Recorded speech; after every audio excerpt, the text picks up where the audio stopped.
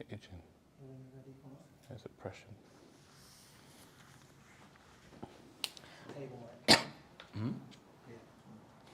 Alhamdulillah. والصلاة والسلام رسول الله وعلى آله وأصحابه ومن سار على سبيله إلى يوم الدين أما بعد. So today inshallah we'll be continuing discussing the book Al-Mulakhas al-Fiqhyy by Shaykh Saleh Fawzan Hafidullah Tabarak Ta'ala. And in the last lesson that we started covering concerning Bab or Kitab al-Jihad. So discussing concerning of those things that are covered in these books of fiqh would be Al-Kitab al-Jihad. So we started a discussion regarding what he has mentioned regarding some of the ahkam that pertains to jihad, and we discussed concerning what is said to be jihad linguistically and also in the sharia as how it is defined, and also we discussed concerning the type of jihad that they may, and the different type of jihad, which we mentioned concerning that at times jihad is a type of qismain, jihad at talab or ibtida, where the Muslim are the ones who are under offensive. Well, and the second type of a jihad is jihad al-daf, jihad al-daf, where the Muslims are the one defending of themselves. So we discuss concerning jihad and the different types. Also we discuss concerning the hukum of jihad, that it is something which is fard al-ain or fard kifaya. And as we mentioned regarding concern that jihad overall, it is something which is fard kifaya, but in certain circumstances that it may be, it may go to the hukum of being fard al-ain. And we mentioned those circumstances where jihad is said to be fard al-ain. Then after that we discuss other matters that he mentioned regarding concerning of relating to a jihad, concerning what are the criteria regarding those people who that is upon them to participate in jihad and those that are not allowed to participate in jihad. So it is inshallah ta'ala. And then also the Shaykh he mentioned regarding concerning those things that matter, that relates to jihad, that of those things that a Muslim that before jihad that convey the message of Islam before they engage in battle. So it is inshallah ta'ala we'll continue from where we had stopped and discuss of the other masahil that the author Hafidullah have mentioned regarding ahkam al-jihad. Aywa. بسم الله والصلاة والسلام على رسول الله. قال مؤلف حفظه الله. Chapter 1, Jihad, fighting in the cause of Allah, page number 475. Jihad has so many rulings mentioned in detail in volumes of Sharia, Islamic law, among which are the following. If a Muslim's parents or one of them are free Muslims, a Muslim is not permitted to volunteer to fight in the cause of Allah unless they permit him to. To illustrate, when a man whose parents were alive wanted to join the Muslim army in jihad, the Prophet ﷺ said to him, then go and exert yourself in their service, i.e. his parents. This is because filial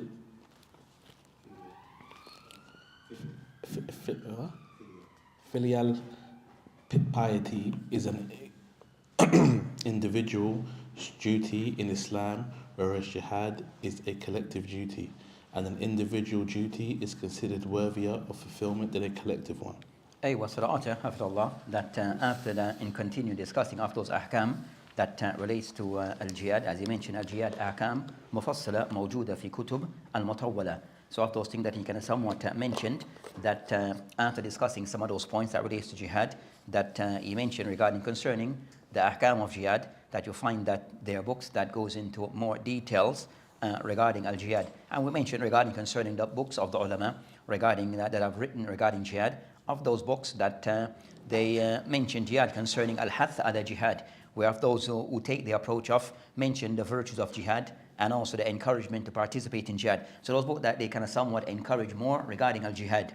Then you have another type of book regarding jihad where they go and they discuss concerning bayan fiqh jihad, where they discuss concerning the details regarding the detailed points regarding the ahkam relating to jihad.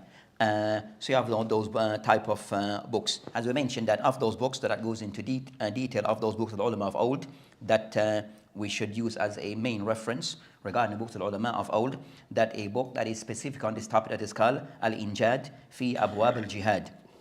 And this book, one of those important books in jihad. Then you have others that have written concerning Ibn Asim, also a book Kitab al-Jihad by Ibn Abi Asim. So many who have written on this particular topic, and even of more recent times, that we have found that some of the Shaykh wa Talabatul Ilm, that they have written specific on the topic of jihad by way of fiqh al-jihad, based upon in the last couple of years that we've been having issues where those who go out to fight in the name of jihad but does not understand all the requirements and all the details regarding fiqh al-jihad. So rather than fighting jihad fi sabilillah, it becomes something which is other than this, and also at times give a bad impression regarding this noble practice of Islam. So the author Hafidullah, he mentioned that there's a book that goes into detail. Then he started to just mention some bullet points regarding matters pertaining to jihad. So of those points that he mentioned, that the first of those points, of those things that one should be mindful of and understand the ahkam regarding it, concerning if a person have parents and they're Muslim. So in this case, regarding if a person have parents, is he allowed to perform jihad without his parents' consent? So they mention here regarding concern that ulama have discussed concern that regarding that this matter, that if is one, as mentioned, lam yujahid tatawwa'an illa bi'idhnihima, that the person, one, so you have two cases, one, that of the criteria that the parents should be Muslim, or one of them are Muslim.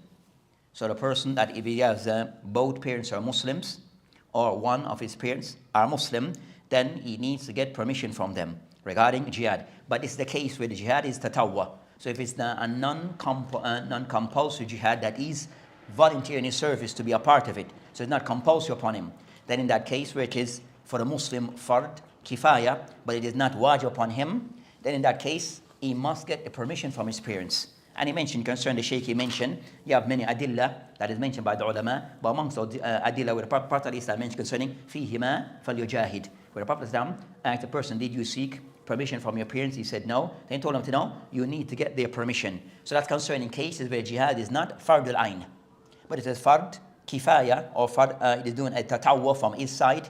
It's a more of a voluntary participation in jihad. Then he should get, if he has his parents alive, then he should get their permission from them. So the Shaykh, he mentioned that a general qaida in the ulama, if you find that there's something clash, something is fard kifaya and something which is fard al-ain, and also there's no one to help, then the person will give precedence to that which is fard al-ain over that as fard kifaya.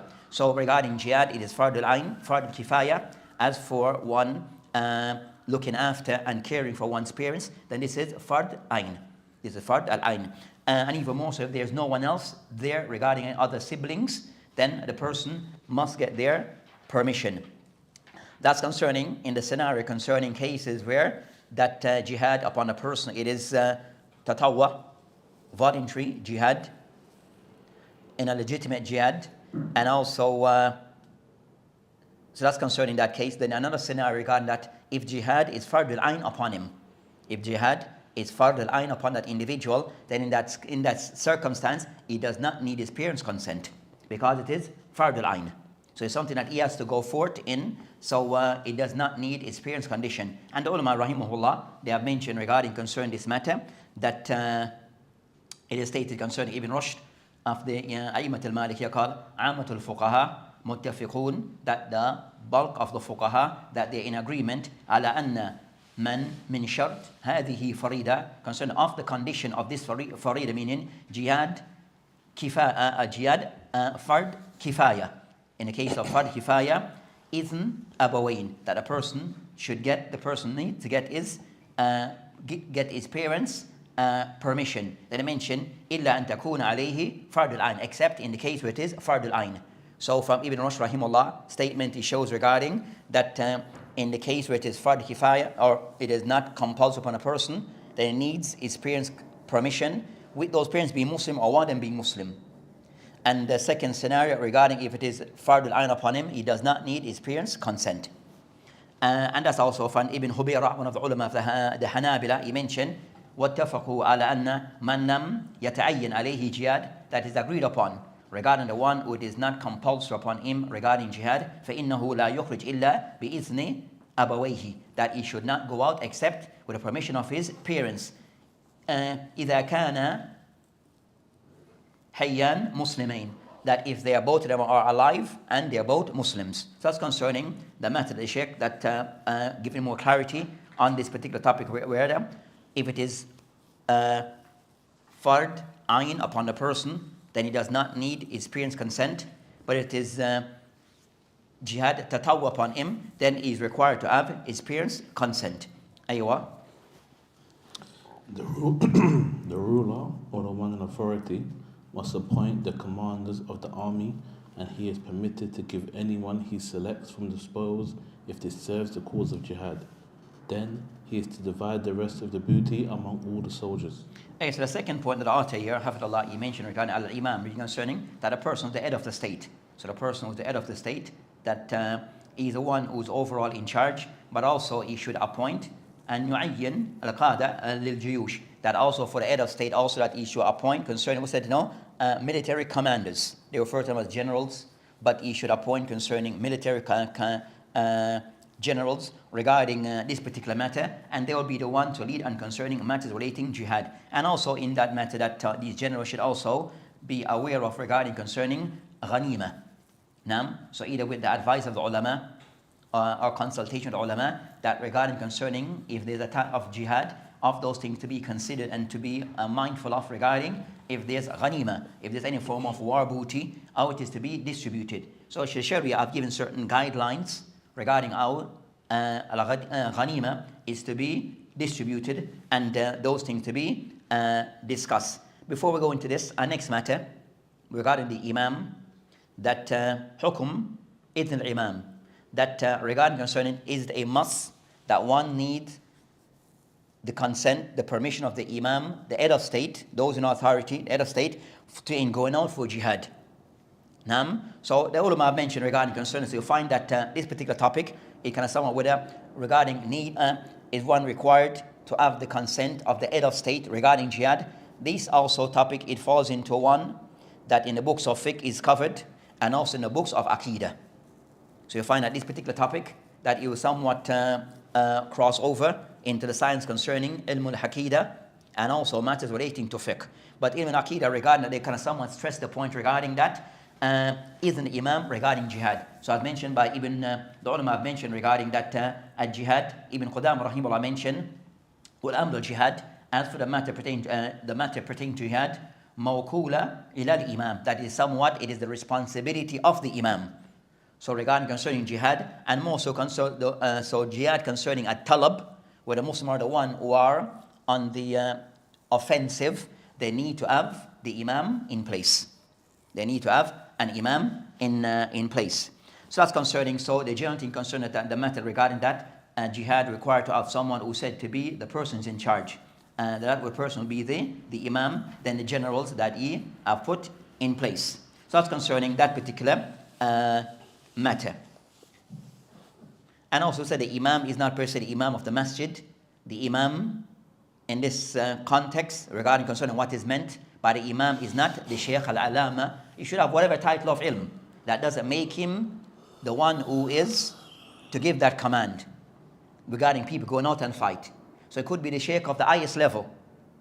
Is for him to clarify when the circumstance, but it's still for the imam, the head of state, to make the final decision. But not for the shaykh, not for the imam of the masjid, not for the imam of the jama'ah. So it goes back, that decision, it lies upon the shoulders of the head of state, and no one else. And no one else. Aywa.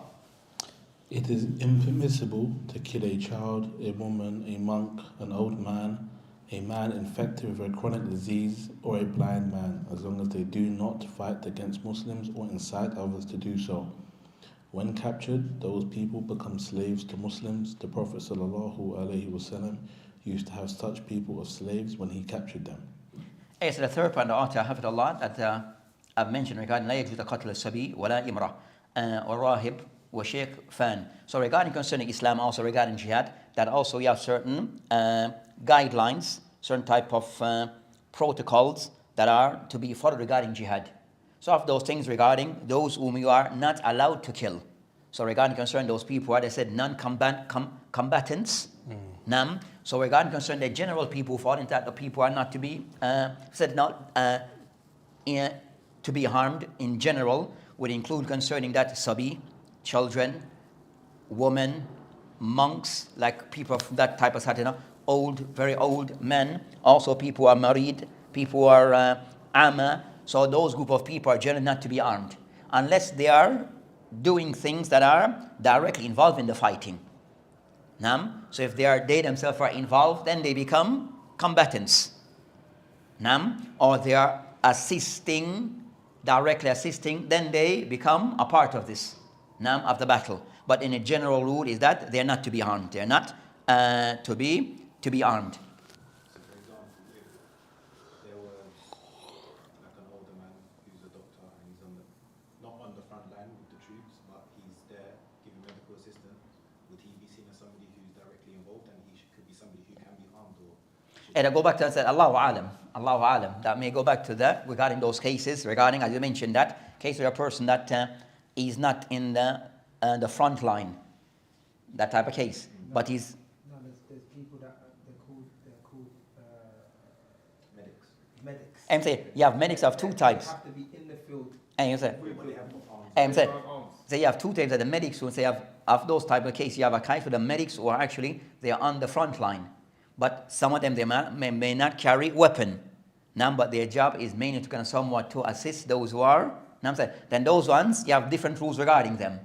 Then you have a next set of medics, we said doctors, a case where people are fighting, but they may be injured, but you have doctors when they need to be, they take them back to their country, that they patch them up type of thing. So all those ones are not directly involved type of thing. But Allahu Alam, regarding concerning those cases, Allahu Alam. Because the ones who are on the field, they're helping those people who maybe go back and fight.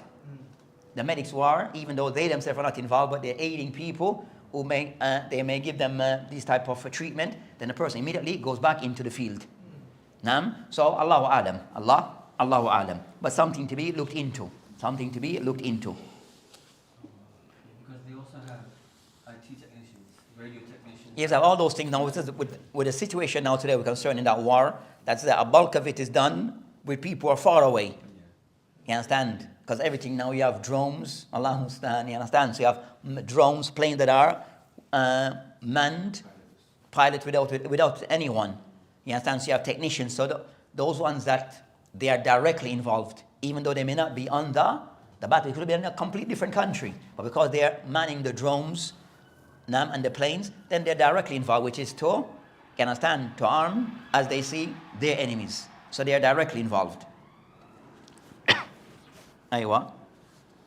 Muslims are permitted to take the But I think spoil. generally concerned that as the world that they have maybe a system regarding that people are said to be medics, special clause of rules for them. Medics, reporters. Yeah, so you have certain things regarding them, you have certain rules. So for them that they're not to, they understand. So that like they call they have certain type on their vehicle you have like the Red Cross or whatever cross, and the Muslim country have the crescent. So those are one that are people who are aiding. They're on the battlefield, but they're not to be armed. They're not direct on taking sides. But that's an agreement between both parties. So that's something you have agreement between the parties. Sometimes the medics are there serving their troops. You understand? Serving their troops.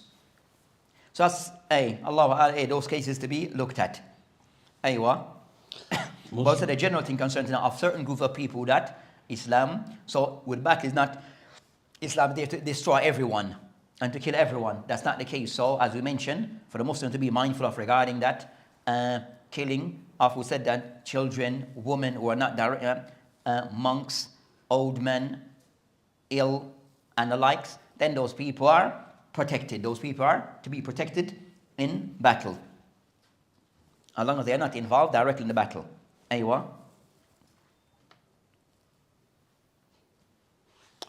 Muslims are permitted to take the spoils of battles, including all the money and property taken forcefully through fighting the non-Muslim enemies, as well as any ransom taken from them. Spoils are to be divided among whoever witnessed the battle, whether they have fought or not, for they are considered supporters of all the Muslim fighters, as they have been ready to fight at any time. Such people are legally considered like fighters, as Umar ibn al-Khattab radiallahu anhu said, spoils are for those who witnessed the battle. Did I mention the fourth point regarding this matter that is discussed concerning al-ghanima. So regarding concerning of those things that if there's any spoils of war that called concerning ghanima or ghanaim, or sometimes referred in the Quran as anfal. يسألونك عن الأنفال. So that's concerning anfal, regarding concerning the spoils of war. So those things that the winning, the triumphant party that they have gained from the battle. So regarding concerning those cases that you mentioned, so discussing concerning if there's things that are gained from by the Muslim, from the Kuffar in a battle, how those things are to be distributed. How those things are to be distributed regarding. So you can assume, so that would be of those things to be discussed. So as mentioned concerning the athar of Umar, al-ghanima liman shahida al-waqa. So it's for those people who are participating in the battle. So when the person directly was involved in the fight, but the fact that he was a part of the army that was there, then he's deserving of ghanima. So the next point will be discussing concerning how it is to be distributed. Aywa. As for how the booty should be divided, the ruler or the one in authority is to dedicate 1/5 of the booty to Allah and His Messenger, sallallahu alaihi wasallam, i.e., to be allocated to the relatives of the Messenger, the orphans, the poor, the needy, and the wayfarers. Then the ruler is to divide the remaining 4/5 among the Muslim fighters, 1 share among the infantry, and the remaining 3 shares among the cavalry. Each cavalry soldier receives a share for himself and 2 more shares for having a horse. It was related by Al-Bukhari and Muslim that when Allah's Messenger sallallahu alaihi wasallam divided the booty of the Battle of Khaybar, he granted each cavalry soldier 3 shares, 2 for his horse and 1 for himself. And then after Allah, you mentioned regarding the 5th point is regarding concerning that kayfiyat al-tawzi' al-ghanima. So regarding how the ghanima is to be distributed. So how it is to be distributed. So they mentioned here regarding concerning that how it is to be distributed, that is put concerning that in fifths. So he mentioned here regarding concerning that so you have 1/5, and this is by way of the imam. And also with consultation of the ulama, that 1/5 of that amount will be 20%. So 1/5 will be 20%. That is the goal concerning for Allah and His Rasul alayhi salam. So that's 1/5, but that 1/5 regarding the Prophet, that's after his death. So it will be distributed regarding that 1/5. It will be split amongst those people who are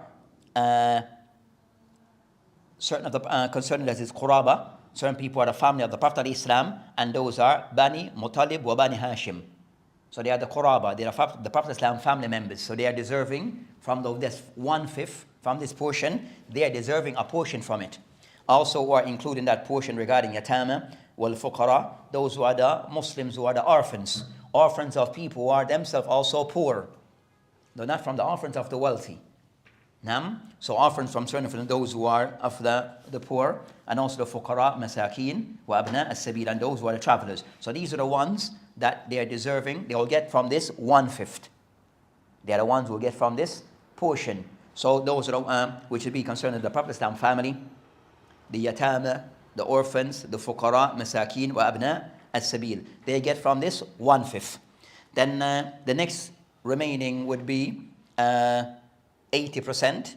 Then it is split amongst those. So those one we mentioned are ones in most cases not the ones who participate in the battle.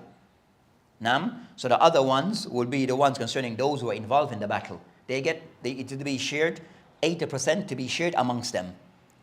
So it mentioned regarding concerning a scale regarding how it is to be distributed regarding if it's a person that was at infantry. Then you have the one who is the cavalry, who have on their horses. So they get a different portion from the one who's an infantry. So that's concerning that way of distribution. So in today's time, that we don't per se have much, also cavalry riding on horses in battle.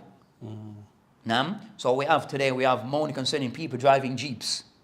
And in that time, regarding to the cavalry concerned, he comes with his own horse. So he will come with his own horse. But with today's army, everything is provided by the state. Everything is provided by the state.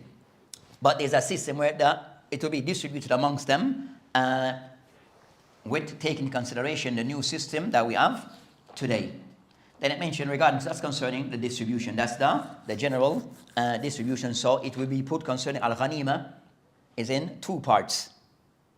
One fifth is for, as I mentioned, concerning those concerning fi sabilillah, would include those people, the fuqara, masakin, yatama, and the likes. They get 1/5. And then the other 80% then it is divided regarding those who were involved in the battle. Will be those who are involved in the battle. No, I wanted you to say it again, but you don't anyway. Okay. Aywa, so that's concerning that matter. Did he mention Aywa? It is prohibited, no, sorry. The spoils of war can be divided by the representative of the ruler on the latter's behalf. Hey, so as in Jihad concerned, it is not necessary the Imam have to be there in the forefront all the time. So I mean, concerning the head of the state, he doesn't have to be in the forefront or leading all the time. So he'll just kind of somewhat, he'll put people in certain responsibility, and they will be the one that will act on his behalf, which will be, as they used as, they refer to as the generals of today's time. Aywa. It is prohibited to embezzle a part of the war booty before its distribution. Allah exalted be He says, it is not attributable to any prophet that he would act unfaithfully in regard to war booty, and whoever betrays taking unlawfully will come with what he took on the day of resurrection. So this sort of those points regarding al-jihad, that of those points that he mentioned regarding yuhrim ghulul, which concern the person embezzling from the war booty. So the person not to take from it before it has been distributed. So no one is to take from it, so everything is to be gathered, and then distribute after everything has been gathered, then for it to be distributed accordingly, as mentioned. But for someone to take a portion before it has been gathered and then distributed, then that is something that's haram. And they mention it is embezzlement. So this act is something which is haram to be done. And so that's concern of those things regarding concerning those who are concerned from the Muslim army not to be involved in this act, in this practice of taking things of the ghanima before it has been distributed. Aywa. It is obligatory for the ruler or the one in authority to mete out discretionary punishment to whoever embezzles part of the war booty before its distribution, as a means of deterrence to him and his likes. So that's concerned. So yajib ta'zir. So there's nothing per se. Ta'zir is a form of punishment, but it's not something which is fixed. So it is left to the discretion of the imam or the authority, those in authority, to see as to what they think is the best form of punishment for that crime. So this is considered to be a crime that has been committed of embezzlement from the war booty. There is now for the authority, those in our authority, to decide as what's the most suitable punishment for such act. It all depends on various factors, the value of that item, what has been taken, but for them to give to place a punishment that they think is suitable. Aywa. If the spoils are estates, the ruler has the right to choose whether to divide them among the fighters or to declare them waqfs, legal endowments for the benefit of all Muslims, getting a regular kharaj, land tax, from the new Muslim owners. So regarding concerning this matter, regarding concerning it, the ghanima al-ard, so al-ghanima, that it's a form of things of value. Those things of al-ghanima, it could be either concerned that it is it could be either concerning that land, or things regarding land and property, and also concerned that at time ghanima, so things of value, and also things of currency, and also it could be things concerning animals and people. So ghanima could be a combination of those things. At times it could be the people that have been captured, they are part of the ghanima. Also regarding concerning that if that land, that area also become a part of the ghanima. Also regarding concerning buildings and things of that type of value is a part of the ghanima. And also regarding concerning may have cash or things of value. Then all of those are part of the ghanima. So of those things concerning that things of buildings, things of those land, then for the imam to distribute them according to how he sees fit.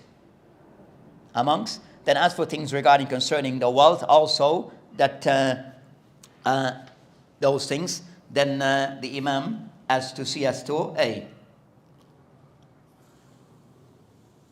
regarding those people that that Imam can have a choice regarding that at times regarding them, that what is he thinks is for the best interest of the Muslim.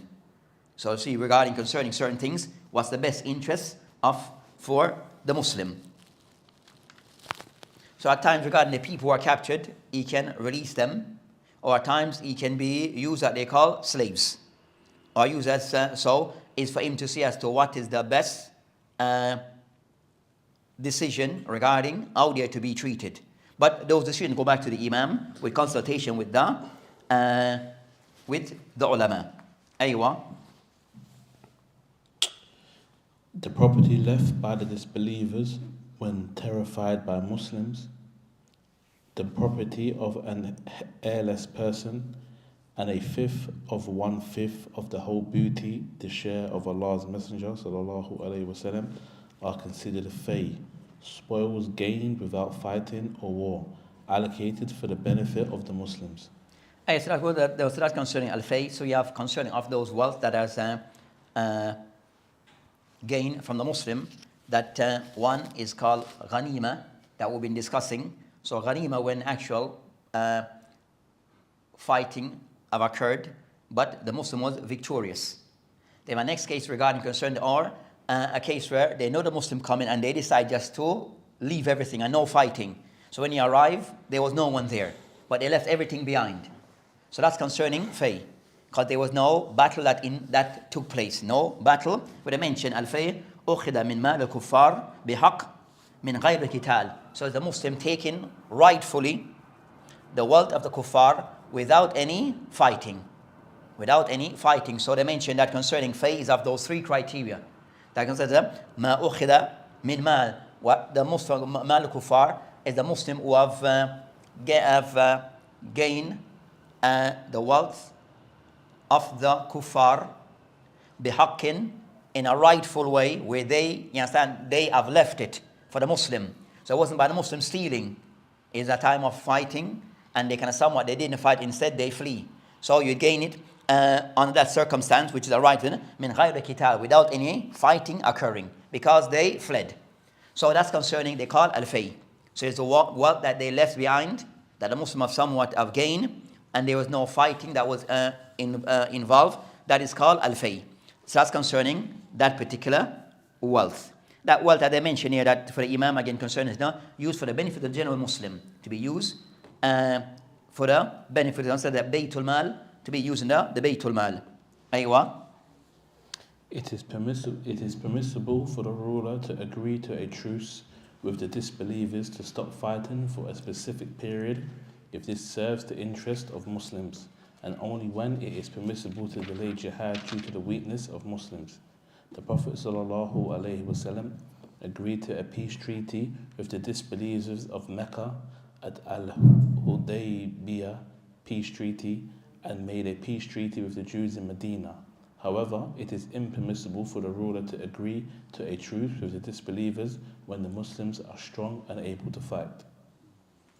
Yes, that's concerning that other matter that they discuss amongst those things related to jihad, that it just wish to highlight this matter that the Shaykh mentioned regarding concerning يجوز للمسلم للإمام المسلمين أقت الأدنى مع الكفار على ترك الكتاب مدة المعلومة بقدر حاجة إذا كان في عقدها مصلحة للمسلمين. So for the point that he mentioned regarding concerning of those things that is permissible, of those things that is allowed, is for the Imam, for the Muslims, that if they see that is what is for the best interest, that for them to form some form of agreement between the kuffar, regarding that not engage in form of any battle for certain set period of time. So that's something which is allowed. So this is something which is allowed for the Muslim to get informal, to make these type of treaties with the kuffar based upon the circumstances. Aywa. So that's so the matter mentioned, إذا كان جاز تأخير الجهاد من أجل أهداف المسلمين, and more so regarding the Muslim that they find themselves that in a position that they're in a state of weakness. So the Muslim are in a state of weakness. Then, as we had mentioned before in the previous, that the Muslim that either time that you find that the Muslim have strength and quwwah. So in those cases, that upon them that they can involve concerning a jihad at daf or jihad at talab. So in the case with a Muslim, that they have strength and quwwah, that they can lead on certain matters regarding jihad.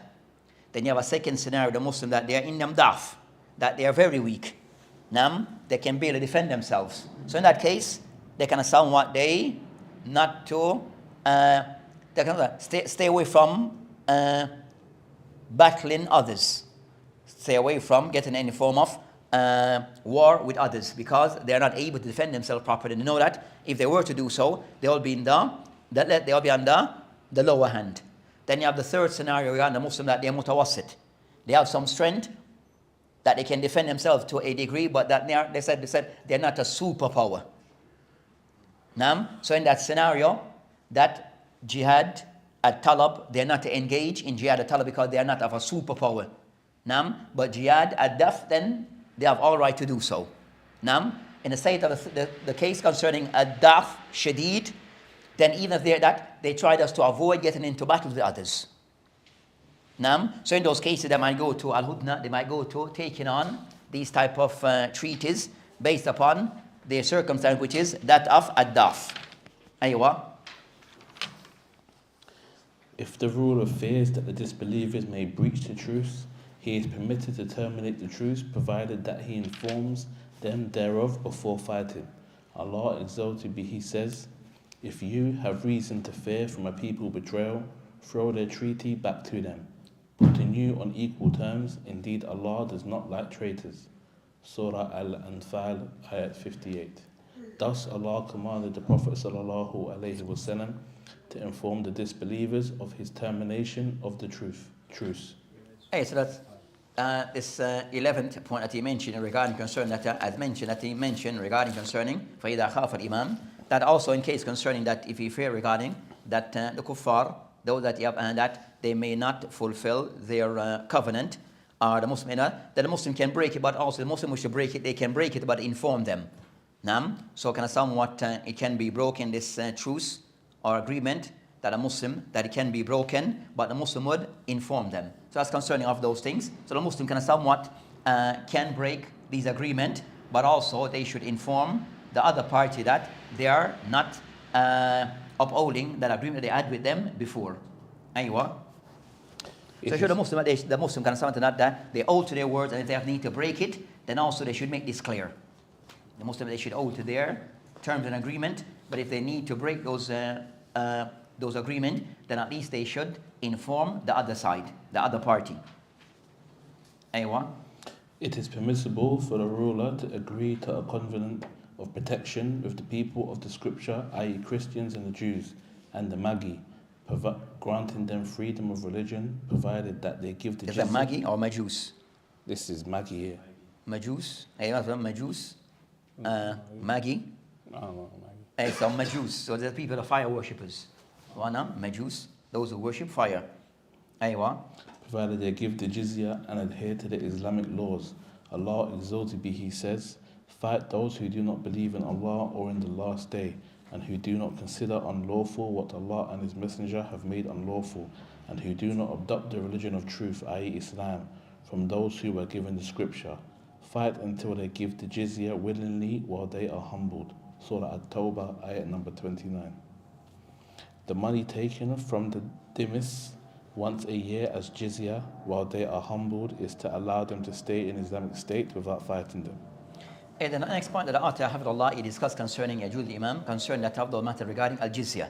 So regarding that he touched on regarding some points that relate to al-jizya. So this is something which is permissible regarding concerning al-jizya. That is use the word a tax, a certain payment that is paid by the kuffar to the Muslim. So as a form of protection. So of this concern that they mentioned Yajuz al-Imam, Aqt al-Dhimma, regarding concern, I said the ahkam related to Ahli Dhimma. So Ahli Dhimma are those people that may be living on the Muslim state as non-Muslim. So you have a non-Muslim, kuffar, living under a Muslim, in a Muslim state. So there are certain rules that pertain to that type of relationship. So that Islamic history have shown that Muslims have lived in such a society where that you find that Muslims were dominant and others were present. And those things are seen in Europe and the likes. for many centuries. But overall, of those things, the Sharia have taken into consideration regarding that type of living together, regarding Muslim and non-Muslim. So that's not in this case concerned the Muslim are the ones who have dominance, where the Kuffar are living within the Muslim state, but also with a certain type of agreement. So of those things they mention is called Ahkam al-Dhimma. Ahkam al-Dhimma. And you have a book specific on this topic. You have a book that goes into details just on this particular topic regarding what are the rules and guidelines pertaining to this. So of those things they mentioned that these said the al-Dhimma of them, of the view that he mentioned concerning the Hanabila. So the Hanabila, the matter of the Hanabila, that they include regarding concern that a jizya regarding al-Kitab, meaning Jews and Christian, and also Majus. So the Hanabila that they include regarding jizya can be paid by way of al-Kitab, which is the Jew and the Christian, and the third group of people they mentioned, Majus. So that's concerned the matter of the Hanabila. In the sense of they still hold to their religion, regarding that the non-Muslim, that they hold to their religion, but with certain conditions. And with this condition, it will mean that they have to, he mentioned some of the condition, with certain shurut, that badlihim al-jizya, that they have to pay jizya, which is this tax that is paid yearly. So jizya are paid at either the individual, each of them, and also jizya is taken by way of also that regarding that if they have tijara, so if they have like business, then also a tax can be taken from this. So it's upon the person also if he has business transactions. So the Shaykh mentioned regarding concerning of those things regarding the ahkam al-jizya, that the ulama mentioned concerning 4 things that for them to. So first regarding that they refer to them concerning that the kuffar, that their categories are different. So you have regarding concerning those who are kuffar, they say ghayr Muslim. But kuffar, asnaf, they are different groups. You have al-Kitab, Jew and Christian. So regarding concerning the Jew and the Christian, meaning concerning al-Kitab, whereas those people, a book was sent to them by way of their Anbi, by way of their prophets. So al-Kitab in the sense of they were people who receive really revealed texts. But they abandoned it, but they still referred to as al-Kitab because they initially was giving religious texts by way of from Allah subhanahu wa ta'ala. So those are Yahud and Nasara. So with them there are certain rules that regarding the non-Muslim, they and the Muslim have a different relationship compared to others. So amongst some of the rules regarding concerning al-jizya applies to them. Regarding certain things regarding marriage, that may apply to them, and also regarding a discussion regarding eating from their meat. So eating from meat is allowed with certain criteria. But we have certain rules that are different, even though they are non-Muslim, but there's certain concession regarding between them and Muslim that is allowed. Those are enough those concerning al-jizya. Another set of kuffar are the Majus. So they mention Majus, Ubad al-Nar, who are the ones who are worship of fires. So those ones, some of the ulama include them, as the Hanabila, include them regarding al-Dhimma. They include them regarding those people who have certain concessions that can be given to them to live in an Islamic state. Then a third group is concerning al-Murtad. So Murtad are non-Muslim, kuffar. So Murtad meaning one who have apostate from Islam. So those ones that I mentioned hadith in Bukhari, man baddal dinahu faqtulu. The one who have changed his religion, then he's deserving to be killed. We said that with a condition, the hadith in Bukhari, that is for that matter goes back to the Islamic courts. That matter is a court matter. It's not about the individual. Those matters refer back to the Islamic court to look at those matters. Not the Imam of the Masjid, not Imam, not the Shaykh, but the Qadi. That's his remit. So that matter is the remit of the Qadi. But so then you have those ones. So those matters with the Qadi. Then we have the matter regarding the kuffar in general. Now concerning kuffar, you have amongst them kuffar concerning those ones who you have a difference in ulama regarding is the kuffar and the mushrik the same or different? Kuffar, mushrik. So mushrik is those one concerning kuffar. Some mention umum al-khusus. Between them, certain things are similar and certain things that are different. Between the word kuffar and mushrik, where both are rejectors of Allah, do not worship Allah subhanahu wa ta'ala, reject Islam. Al-Mushrik, he worship other with Allah subhanahu wa ta'ala. So he acknowledge Allah subhanahu wa ta'ala, but also he worship other things. And the kafir at times may not accept Allah subhanahu wa ta'ala. So the kafir, he have reject Islam. So regarding concerning that, so both groups are as that. But today's time you find concerning the kuffar, also you have of those groups concerning the atheists. And you have all type of thing that is now springing up today. But all of them are considered to be those who are non-Muslim. Those who are non-Muslim. So al-Kitab are those who kind of somewhat affiliate to Christianity or Judaism. They're not considered Mushrik, right? Who's that? No, they are considered Mushrik. Who's that? Ahl-Kitab. Now that they are kuffar. Or the Kuffar. Are mushrik. Because instead amongst them, instead they are both mushrik wal kuffar. They are both أيوة لأنهم يعبد عيسى عليه السلام ظلما وعدوانا. So that's concerning the different groups of people. So some of those people, jizya can be given, they can be taken from them, and some no. So some of them jizya can be taken and some no. So regarding concerning the ones concerning jizya can be taken is from the first two, according to the Hanabila. According to the Hanabila, the first two, then jizya is taken from them. Clear? Which is al-Kitab wal-Majus. According to the Hanabila, and as mentioned here by the author, Hafidullah, Tabarak wa Ta'ala. So regarding concerning jizya, is a certain amount of a payment that is made to the state by way of the non-Muslim living in the Islamic state. So of those things that they have to also, the condition of them being there is as follows. One, they mentioned four conditions. One, that those of those people who are living, that they give jizya. So everyone in the Islamic state, they give jizya. So that we have a payment that will be done yearly.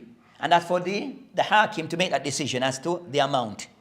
So jizya would be paid like an annual tax. Second of those things that they have to comply with is regarding أن لا يذكروا دين Islam إلا بخير.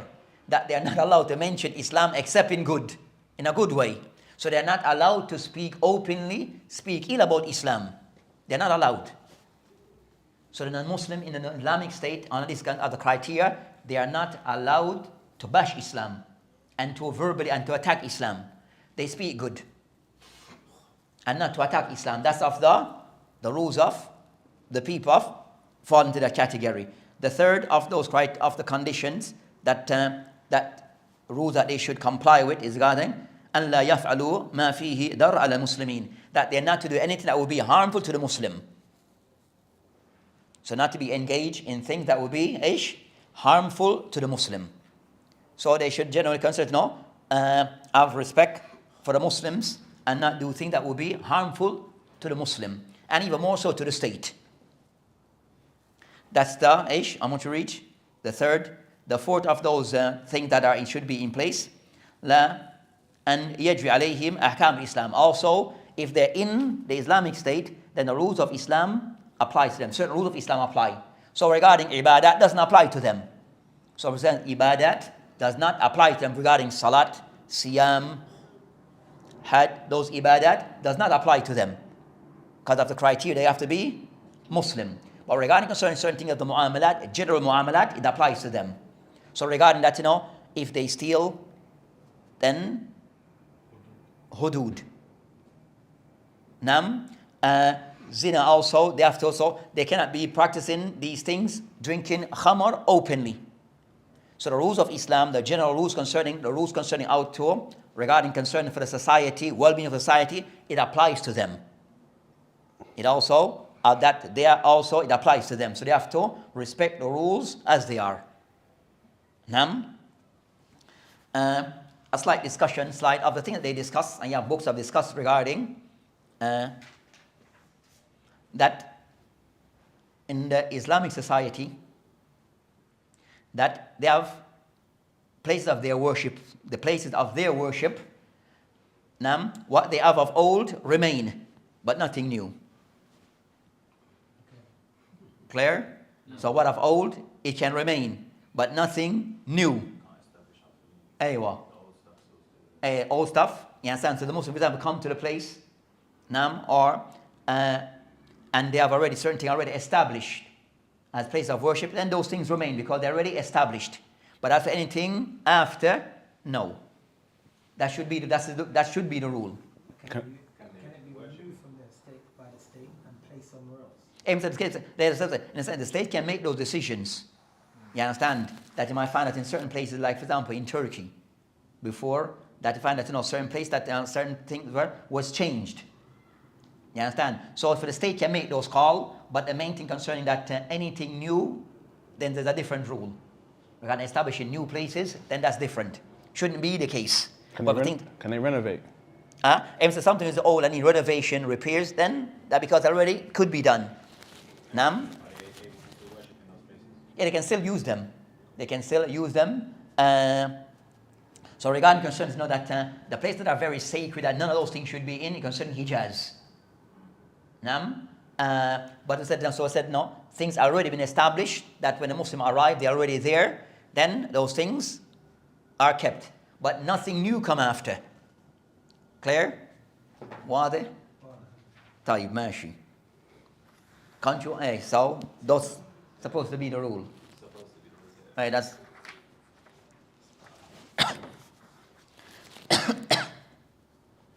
أيوة. Jizya is not to be taken from a child, a woman, an insane person. So regarding yes, they mentioned concern to know that. So I said jizya has to be paid. So concerns an able person, also male. So I said either the individual, each male adult, and also I said on the persons if he has business.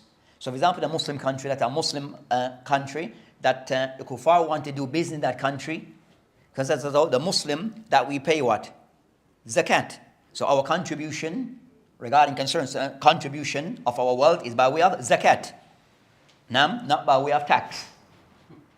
Type. So we're supposed to be paying zakat. So it's like, so if they are now in our society's state, then also there's a tax that is paid upon them or to be taken from them. And that amount is, the ulama mentions that could be 5% or could go up to 10%.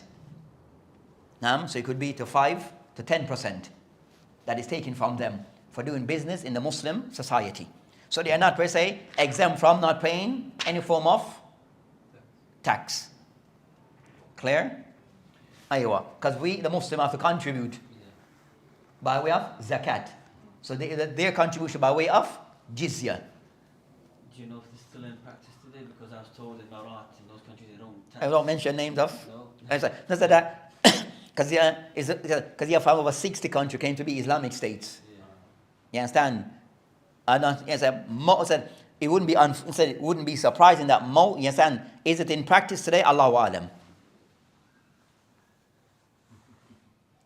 Of this in practice, Allahu alam. It's not mentioned, but the jizya has a threshold like zakat.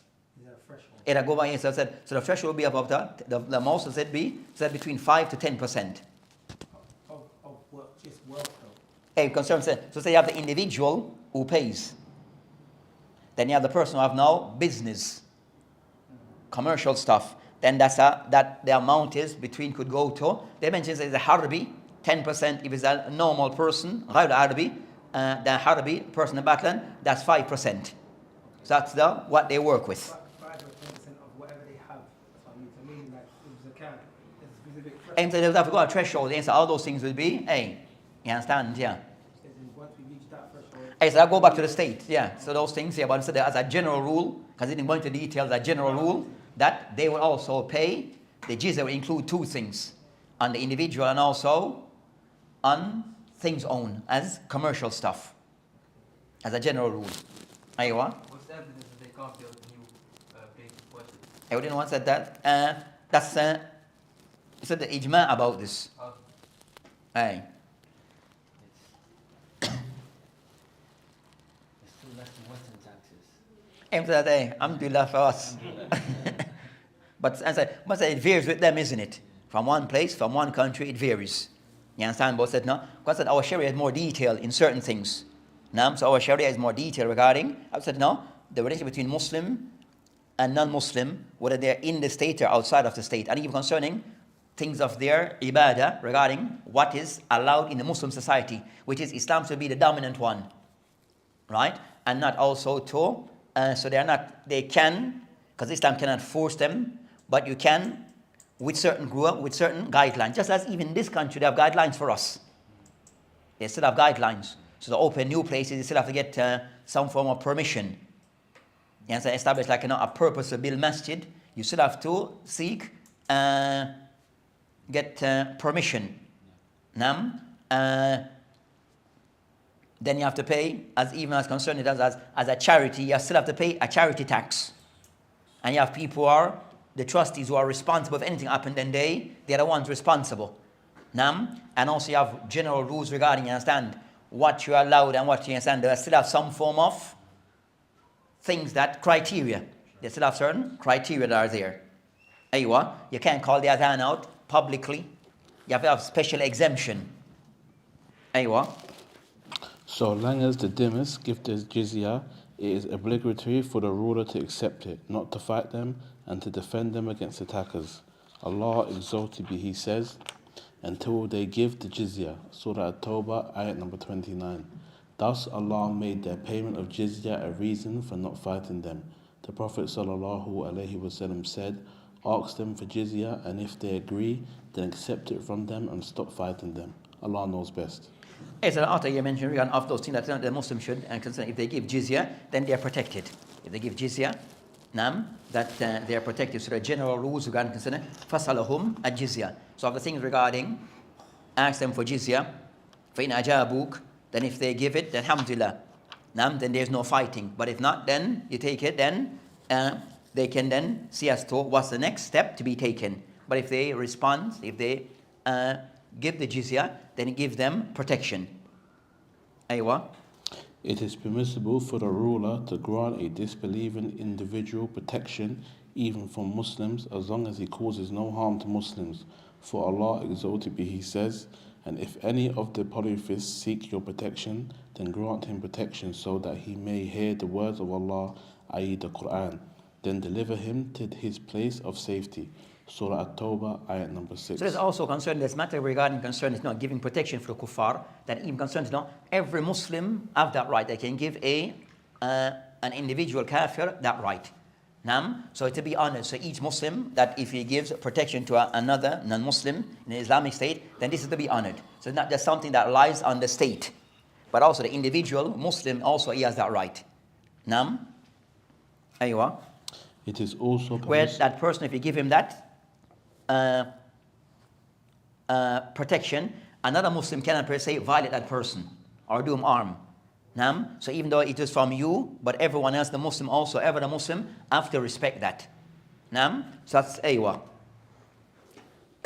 It is also permissible for a ruler to grant protection to all or some disbelievers, since he has authority over all people living in the Islamic country under his rule. This authority is not given to any one of the Muslim subjects except with the permission of the ruler himself. However, it is permissible for a Muslim governor of a district to grant protection to disbelievers living in a neighboring district. Hey, so you have concern that not giving protection, you have the individual who can do it regarding on an individual basis. Then you have concern as a large group of the non-Muslim, then that goes back to the state. So the individual can do it, but certain aspect goes back to the state regarding a large group of people that wish they So that's concerning those matters that are out there. So with that he has mentioned regarding of these ahkam that relates to al-jizya in brief. And as mentioned, that he just mentioned certain points, various points relating to some of the ahkam of jihad. And with this, what we have just mentioned, that will be the conclusion regarding of the points that he mentioned regarding ahkam al-jihad. So that's the personal general insight regarding of those things that one should be mindful of regarding the general ahkam regarding jihad. Emo said, he goes into, some of these points goes into much more detail. But this doesn't get person. But it's just going to let the person be aware of the general points that he should be mindful of. Aywa. So that inshallah will end this particular chapter and move on to the chapter that follows. What's the chapter that follows? New book. The new book, the next. So we have completed. The book is into 2 parts, 2 volumes. Al-Mulakhas al-Fiqhyy, that the English translation is in 2 volume, and also some print of the book is in 2 volume, some print is in 1 volume. The one that we're using is in 2 volume, and we have completed volume 1 that relates to ahkam al-ibadah or ibadat. So some of the ulama of the Hanabila and others who includes ahkam al-jihad as a part of ibadat.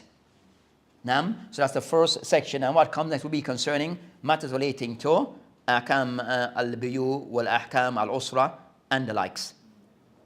Wabillahi ta'ala tawfiq. So what's the book that you mentioned, Jihad? Injad? Yeah. Al-Abwab al-Jihad. Abwab al-jihad, aywa. By who? Another book is in print, and which the Taqib by Shaykh Mashur Hassan. Question. Aywa. You wonder about it, the protection of the Muslim on the Kafir, for example. Like, for example, killing. What's going to Then the matter go back to the courts. No. The matter go back to the court because they have taken a life unjustly. No, but it can't go as high as taking the state decided to take the person's life. The matter said that we'll discuss those matters regarding ahkam al-hudud, regarding concern that, but we said the general thing is that such a matter will occur that a Muslim was to steal or to harm another person, whether Muslim or not, then the matter will go to the courts. And we said, no, concerning the ahkam, as we'll discuss concerning, in certain things, you have certain difference regarding the level of punishment. The level of punishment may vary, but the matter is the person will be considered that he is doing something wrong, and the matter will be taken up by the courts. But as for the punishment, then we might find certain differences as to be discussed in ahkam al-hudud. Do Islamic courts have different powers like they do in the West? They have judicial and you have Supreme Court. Yeah, they have those system now. Yeah, they have those system. So instead you have different type of courthouses also. You have family. You have some do with regarding concerning that matter that do concerning criminal. You have different levels, and also regarding concerning major case that includes concerning if a personal life has to be taken. Then that local court, they have to put it to the Majlis al-Ala. They have like we call it supreme, a body who have to, the person in that case, they have to review the matter. Or that be brought up to their attention. And then to see if everything kind of sounds. So you have those type of, we call it Supreme Court, that also is in place. So you have a Majlis al-Ala regarding qada. As the system they have, yeah.